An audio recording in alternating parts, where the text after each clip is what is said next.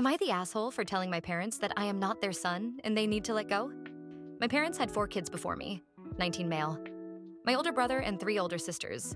My older brother died when he was 14, before I was born. His death was what sparked my parents to have me. They were lost to grief and tried to rebirth him through me, aka had another kid and wanted to make the baby, me, my brother.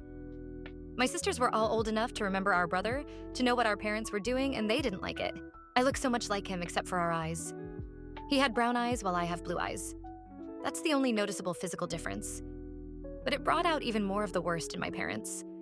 There were times they were very loving and all about me. But once the illusion that I was my brother was shattered, they were distant and cold. My sisters were just cold. They told me I would never be their brother and I wasn't our brother. Even though I already knew that and never thought I was him, there was a lot of anger, resentment, and rage aimed at me because they hated that our parents tried to replace him.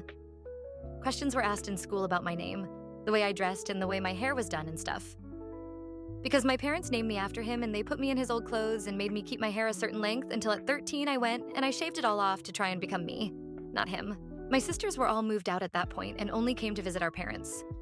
My parents never acknowledged the resentment or the rejection of my sisters to me. Whenever I tried to mention it, they would shut down because that was so unlike my brother. I had educational neglect too. I have 2 learning disabilities, but my brother never had any, so I wasn't allowed to. And I never got very far in school. I had to keep friends away from my house too, because it was too much of a mindfuck. And when I was younger, birthday parties were a big issue because my parents' obvious grief and poor